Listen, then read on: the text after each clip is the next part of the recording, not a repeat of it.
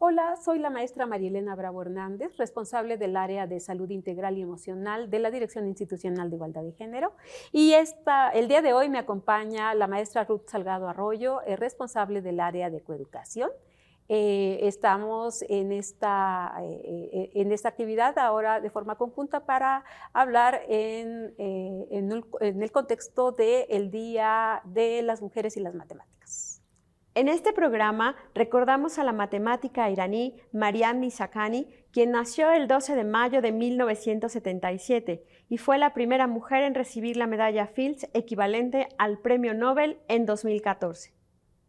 El Comité de la Unión Matemática Internacional destacó sus importantes aportaciones teóricas en el estudio de los espacios de moduli de las superficies de Riemann.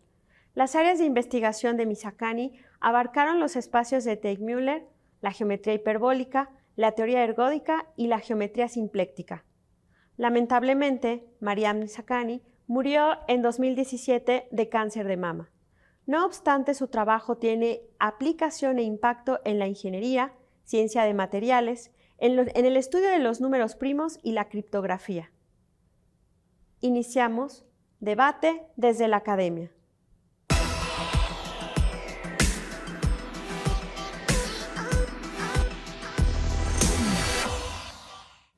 En esta ocasión tenemos como invitadas a la maestra Alba Eugenia Orea Lara y a la maestra Ruth García Solano, docentes del nivel medio superior de la UAP. Bienvenidas, compañeras. Gracias por estar aquí. Le damos la bienvenida a quienes nos acompañan este día. La ruptura de estereotipos en disciplinas como las matemáticas implica desmitificar la figura del genio, abstraído del mundo y de la realidad social, y mostrarle a estudiantes del nivel medio superior que las grandes científicas han tenido que enfrentar situaciones de guerras, discriminaciones de género o racial, como Maryam Mirzakhani. ¿Cuál es el papel del equipo docente para romper estereotipos de género y que nuestras estudiantes se apropien de la disciplina, que ellas no le tengan miedo a las matemáticas? Empezamos, por favor, con la maestra Alba. Considero que es necesario primero sensibilizar a la población estudiantil, contando parte de la vida de mujeres que han incursionado en este caso, como Maryam Mirzakhani. Ella tuvo una vida llena de vicisitudes que de alguna manera repercutieron en su sensibilidad hacia la parte científica, que en este caso serían las matemáticas. Muchísimas gracias. Sin duda los referentes son fundamentales. Doctora Ruth, ¿cuál sería su aportación sobre este tema? Si bien coincido en que los referentes son fundamentales, en la parte del miedo que se nos ha inculcado socialmente de que las mujeres no tienen las habilidades o las capacidades semejantes a los de los varones, ha sido o ha llegado a permear hasta nuestros días. Entonces, siendo un ejemplo de que las mujeres tenemos tanta capacidad como los varones para hacer aportes, como ya lo acabamos de ver como el ejemplo de Maryam, y no solo ella, hay muchas matemáticas y no solo en el área, tenemos actualmente el área de STEM, donde se destaca la participación de las mujeres en equidad y en igualdad con los varones. El ejemplo es algo que hay que dar día a día desde la academia y desde una posición como docente para los estudiantes. Muchísimas gracias, maestra. A Maryam Mirzakhani se le recuerda por asumirse como una matemática lenta. Además, ella dijo la frase: la belleza de las matemáticas solo se le revela a sus seguidores más pacientes. Maestra Alba, ¿qué significa lentitud y belleza en las matemáticas y cómo le podríamos transmitir estos valores a nuestras y nuestros estudiantes en el nivel medio superior en contraste con el estilo de vida que actualmente llevamos? Bien, yo utilizaría la palabra paciencia más que lentitud. El ser humano, cuando madura, llega un momento en que la información contenida en su cerebro le produce una importante característica: volverse paciente en toda su vida que le rodea. Y eso es benéfico para un desarrollo científico. La ciencia no es una carrera en competencias, es más bien una situación de contemplación hacia la naturaleza, y de esto se desprende un análisis más cuidadoso de los fenómenos que a diario estamos observando. Muchas gracias, maestra. Ruth. Pues en este momento histórico estamos como acostumbrados a respuestas muy inmediatas. Estás conectado al celular, le preguntas, haces tu búsqueda en un motor de búsqueda y esperas, y si tarda más de 3 minutos ya estás desesperado porque ya tardó demasiado. Sin embargo, el desarrollo científico y la innovación no es tan inmediata. Lleva su tiempo.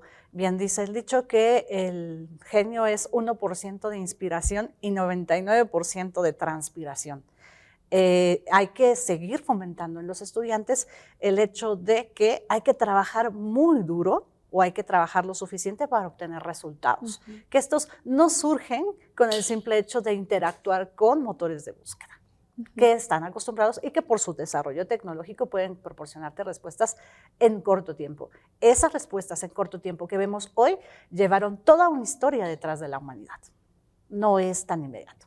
O sea que no solamente es el clic y ya. No, claro. Las disciplinas científicas no solo es hacer un clic, sino tenemos que facilitarle a nuestras y nuestros estudiantes ese proceso de contemplación, observación, análisis y síntesis, generación de conocimiento, desarrollo de innovaciones o de tecnología. ¿Y la abstracción es un resultado de estas observaciones y de este proceso, o cómo se alcanza la abstracción? Un poco también para entender que ese proceso logra este contraste entre las prisas que tenemos, todo este proceso abstraemos y luego generamos pues estos felices resultados de la ciencia. ¿Será así o cómo lo has observado tú, Alba? Bien, en las ciencias aplicamos algo que se llama método científico y que precisamente consiste en los pasos que has mencionado un poco antes. Este método científico se practica mucho en las tesis de licenciatura. Es ahí donde el estudiante más creativo aprende a tener paciencia, porque es un proceso que mínimamente dura 1 año y está dedicado exclusivamente a una parte pequeña del conocimiento, muy especializada. Entonces, ahí el estudiante se entrena en las distintas partes que constituyen ese método científico. Observa la naturaleza, la analiza, hace síntesis y aparecen resultados. Ruth, pero este tema del método científico suena súper duro, suena así como anquilosado ya, como una serie de pasos sistemáticos que hay que dar y hay que hacer, y pareciera que eso merma la imaginación y la creatividad, que son 2 grandes condiciones de la ciencia. Bueno, entre otros valores, pues, pero son esas como las grandes condiciones que además planteaba Mariam Mirzakhani. Condiciones y motores. Son fundamentales en la parte de la creatividad y la imaginación, participar en el método científico. Sí, y pareciera que el método científico, desde que nos lo platican en la academia, pareciera muy, como bien lo mencionas, anquilosado. Sin embargo, lo practicamos inherentemente. Un bebé, cuando empieza a descubrir la ley de la gravedad, es común que agarre y deje caer algo. Y se ríe, y lo levantas y se lo das y lo vuelve a dejar caer, porque está implicando desde muy pequeños nuestro proceso cognitivo nos lleva a hacer observaciones. Y no solamente se queda a las cuestiones físicas, particularmente en las matemáticas estamos hablando de conocimiento abstracto, muy distinto a áreas como la física o la química, donde puedes ver el efecto físico o químico en el mundo real de lo que estás haciendo. En las matemáticas, como estamos trabajando en un mundo abstracto de ideas, hay que todavía desarrollar aún más la imaginación. Hay que verla, ya bien lo decían, los espacios que estudiaba Miriam, se describen, pero hay que imaginarlos más de lo que la teoría podría acercarnos a ellos. ¿Cómo nos imaginamos una teoría? Bueno, no es imaginar una teoría. Tú has descrito muy bien en tus propias palabras el método científico. No fue necesario que lo determinaras con las palabras que muy rimbombantes como observación, experimentación, etc. Tú viste que lo describiste y a partir de ahí yo concluí que son los pasos del método científico. Entonces, es algo que todo ser humano lo puede dominar. Se nos ha presentado desde la didáctica tradicional como algo hecho solo para gente muy especial, ¿no? Con un cerebro muy desarrollado, pero no. Ahora las nuevas teorías pedagógicas nos indican que el ser humano de hecho aplica el método científico en toda su vida. Y tú lo has descrito muy bien. Entonces, ¿qué hacemos en nuestro cerebro? Conseguir información a través del tacto de nuestros órganos de los sentidos, y esa información se va almacenando en nuestro cerebro. Posteriormente, nuestro cerebro hace una especie de análisis rápido y síntesis cuando observa un fenómeno. Y entonces tú concluyes en una teoría. Es decir, no es que domines la teoría, es que tienes que aprender a hacer esa síntesis. Y entonces, cuando tú haces varias síntesis, puedes ya describir el comportamiento de un fenómeno natural en forma más ordenada. Eso es lo que hace el método científico. Te permite ordenar toda la información que consigues con tus órganos de los sentidos. Posteriormente, el cerebro la reestructura con la información que almacena y entonces viene la teoría. Hay un factor que les escucho y me emociono, me encanta. O sea, me encanta además esta manera de acercar, ¿no? Y desmitificar las matemáticas y el método, por supuesto, al estudiantado. Como docentes, el tema motivacional es fundamental. ¿Cómo enamorar a las chicas para acercarse, para perder el miedo y acercarse a las matemáticas? Bueno, mi opinión y la experiencia docente que tengo me permite afirmar que una de las problemáticas para el aprendizaje de la matemática es que a los chicos no se les permite dominar la parte elemental de la matemática, la aritmética, el álgebra, sino que nuestros programas ya desde hace tiempo se han catalogado como enciclopédicos. Entonces el maestro va corriendo para meter todo el programa que se nos ha ocurrido en la academia, y entonces no da tiempo a que el chico, digamos entre comillas, digiera parte de ese conocimiento que le estamos dando en un curso de matemáticas.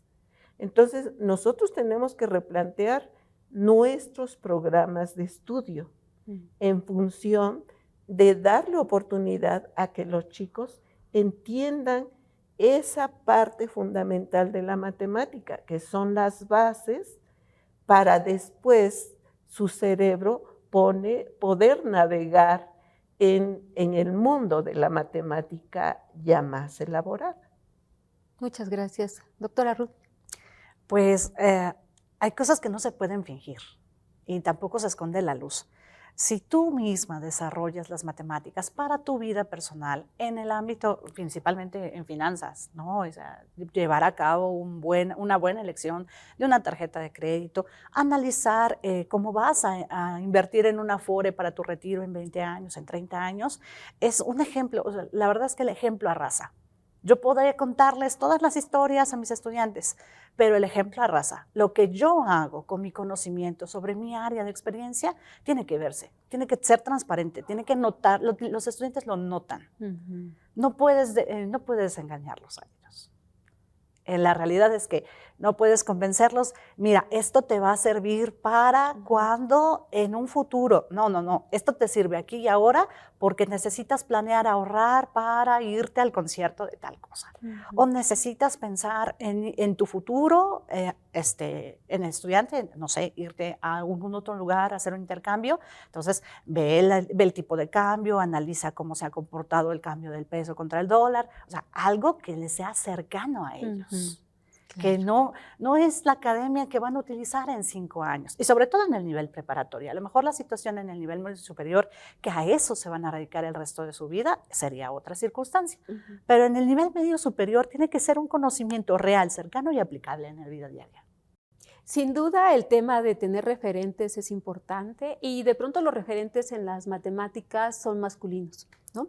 ¿Cuáles serían sus reflexiones al respecto y la importancia de ir como desmitificando esto y abrir, ¿no? Aperturar, fomentar la confianza para el acercamiento de mujeres hacia esta ciencia, ¿no? No sé quién quiera, maestra Elba. Pues desde mi experiencia, yo podría decir que esta incursión de la mujer en forma más amplia, en igualdad con los varones, tiene un proceso histórico.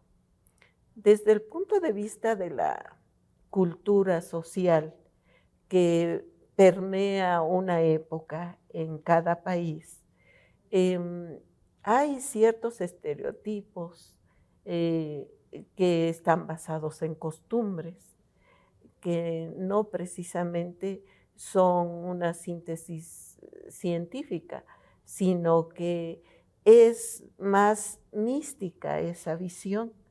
Entonces, esto, si analizamos la sociedad que ha sido paternalista, el hombre ha tenido más oportunidad para incursionar en los estudios institucionales escolarizados.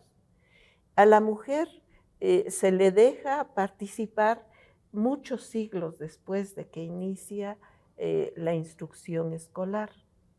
Las pocas mujeres que lograron filtrarse, incluso vistiendo como varones,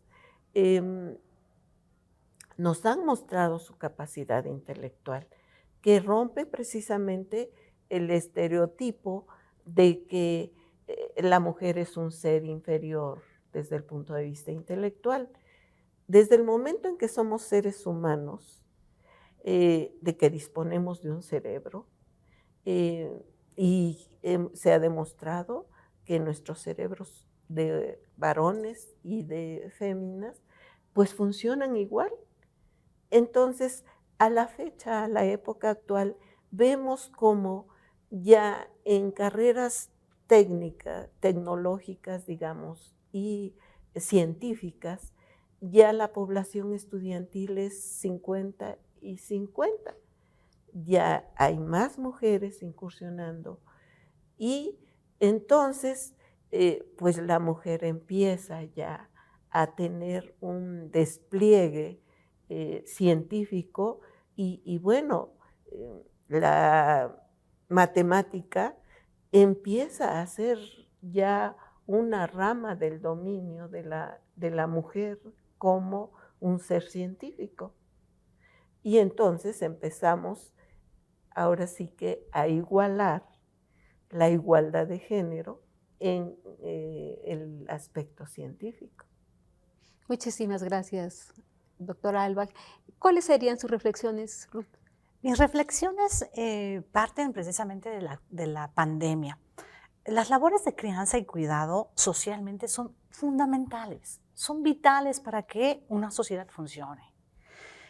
La contribución científica de las mujeres que se dedicaban a publicar artículos fue sensiblemente decreciendo en la pandemia. ¿Por qué? Porque se fueron a sus hogares donde continúa su vida, no solo de científicas, sino de madres. Y al momento de irse a sus hogares, sus labores de crianza y cuidado lograron desplazar su actividad científica. Ya no estaban en el laboratorio donde podían dedicarse al 100% a esto. Entonces, el aspecto de que la crianza y el cuidado es una actividad relevante y fundamental no debería de solamente ser encapsulado o etiquetado para las mujeres. Como sociedad debemos de contribuir a esa crianza y cuidado en todos los aspectos. ¿Cuántas docentes madres no tienen la dificultad de que se enfermó el pequeño o tuvieron esta circunstancia? Vamos, una cosa tan sencilla como que te citan a la junta de padres de familia.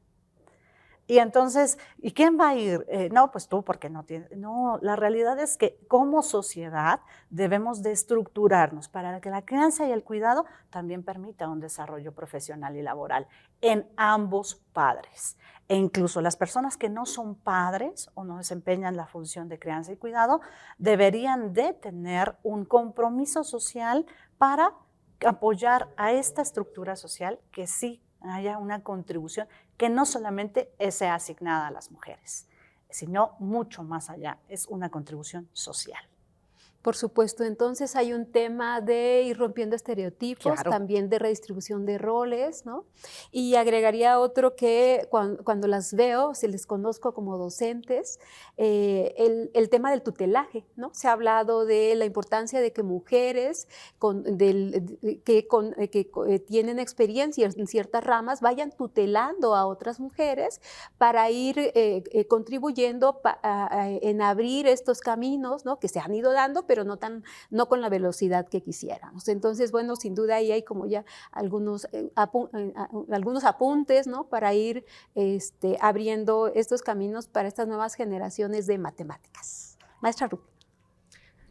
Cuéntenos, cuando las chicas se les acercan a platicar con ustedes sobre la posible vocación científica, ¿cómo las orientan o, si no ha sucedido, cómo les orientarían a las compañeras que tienen esta intención de incursionar en las disciplinas científicas, específicamente matemáticas?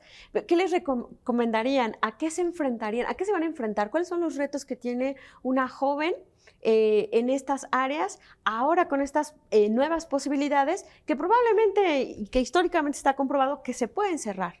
Que hay momentos históricos en que estas posibilidades se abren y que históricamente se cierran las puertas para las mujeres en la ciencia. ¿Qué advertencia le harían a las chicas? ¿A qué se van a enfrentar? ¿O ustedes mismas qué vivieron que nos pudieran compartir? Y que además valdría la pena que las siguientes generaciones también se enteraran. Es muy común que uno como padre de familia y como profesionista universitario, digamos, quiera que sus hijos hereden la misma profesión.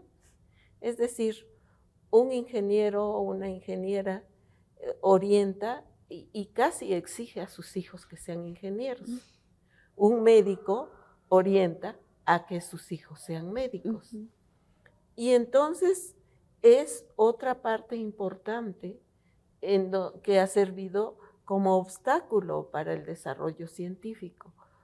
Y se argumentan cuestiones como que en las carreras de ingeniería, de medicina, de abogacía, se logran mejores ingresos económicos que en la carrera científica.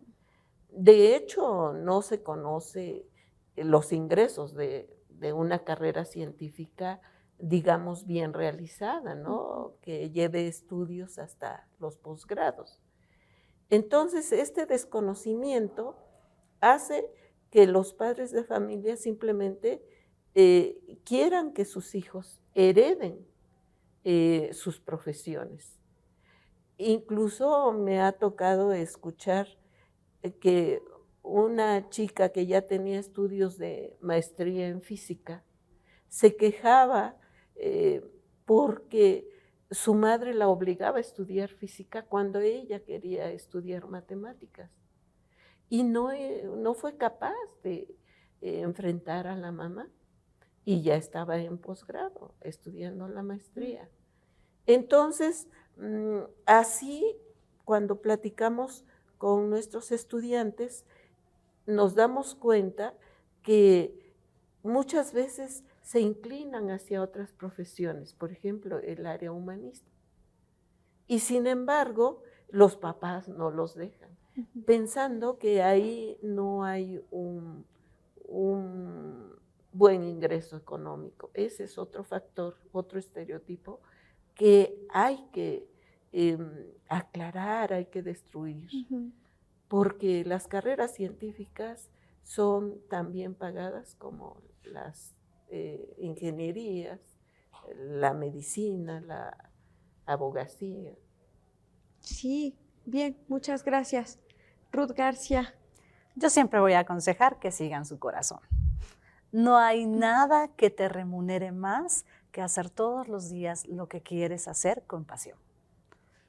Muchas veces saldrá en muchas ocasiones sale el dinero. O sea, hay muchos ejemplos de que yo no pensaba que iba a vivir de esto, pero la pasión y la imaginación te da la solución a los retos principalmente económicos, que no son nada fáciles, pero que dedicarte a algo que realmente quieres todos los días es lo que te va a mover a lograr otras metas económicas principalmente.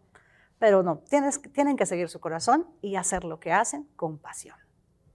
Pues a seguir el corazón y la paz y compasión. Y compasión. E inteligencia. Eso nunca puede faltar. Y paciencia, y lentitud, paciencia. y belleza. Así Pues es. muchísimas gracias por acompañarnos y nos vemos la siguiente semana.